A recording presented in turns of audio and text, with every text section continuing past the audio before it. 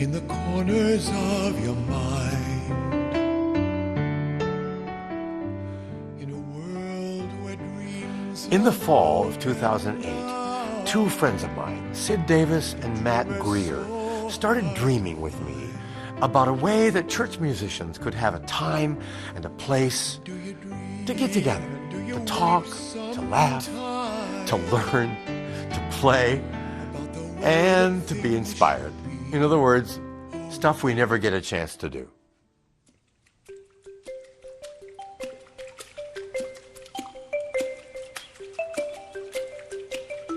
In 2009, the dream was realized.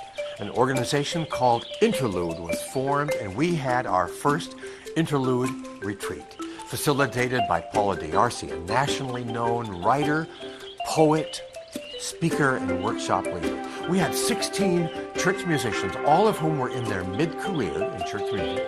And just as we hoped, this time away from the deadlines and demands of producing week after week for service after service was like an offering of cool water for parched souls.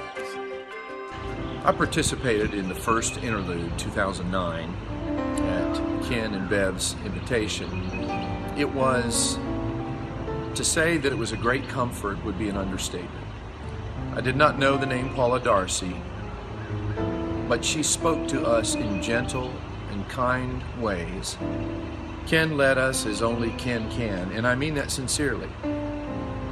And through that experience, those few days that we shared together, most of the participants were unknown to me when I went there, and we became somewhat of a family of people who had great concerns and needs and frankly burdens, and some hurts as well. There was some healing that happened that day, those few days that we shared together. And it was unlike anything I've ever experienced, and perhaps never will again. Participation in these three-day retreats is by invitation only, and they are cost-free to musicians around the country. We keep the group small so that we can focus on the spiritual and psychological pressures of work in an intimate and safe setting. Participants learn from peers and mentors how to create space for family, time for personal growth, places for silence, venues for play, and renewed relationships to colleagues and parishioners. But most of all, they have a chance to renew their faith life. Interlude was such a great experience for me. You know, in our ministry, we sometimes just get so tired of serving others and giving to others. Interlude was a chance for me to just get away and to pause and to hear those words from God spoken through Ken and through Paula D'Arcy, just affirming what I do, but also renewing me and just reminding me of who I am and why I do what I do.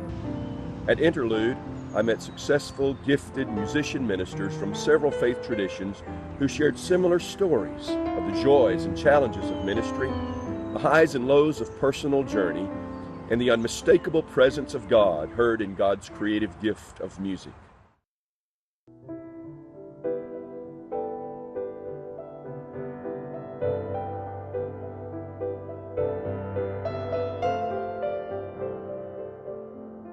Interlude retreats have been so successful, we decided to brave a second dream of more specialized workshops and conferences.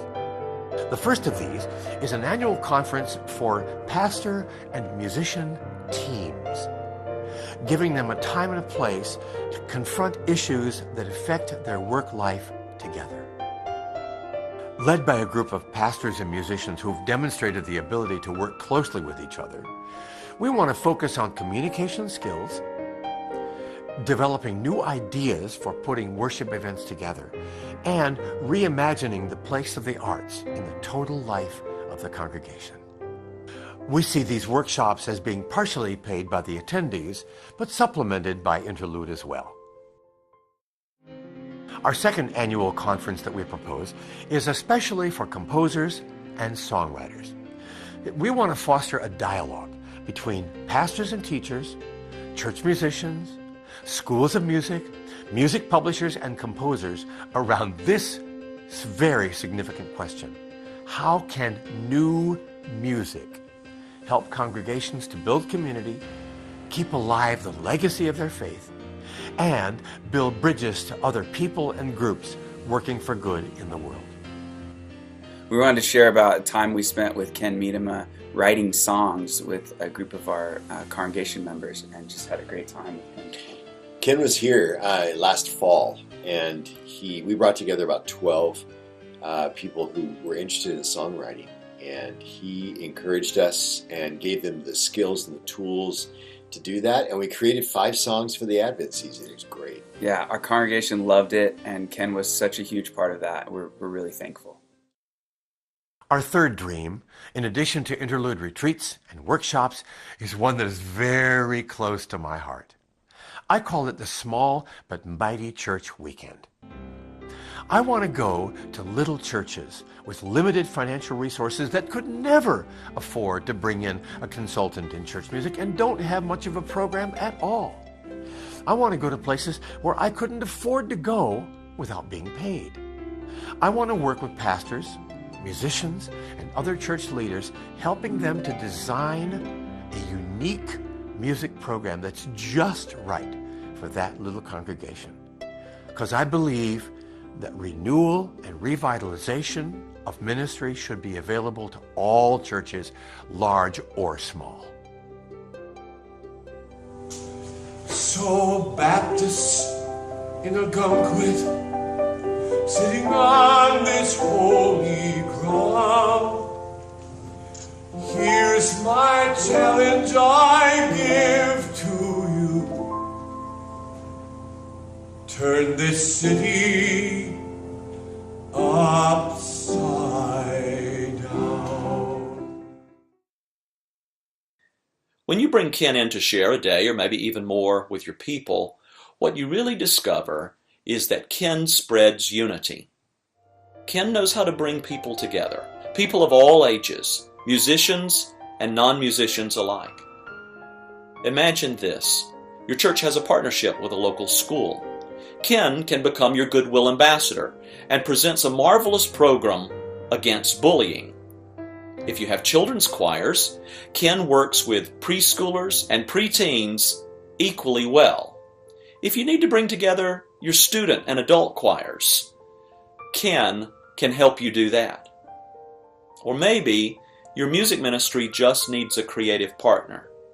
Ken will amaze and delight your people, and he will help blow some fresh wind into the sails of your music ministry.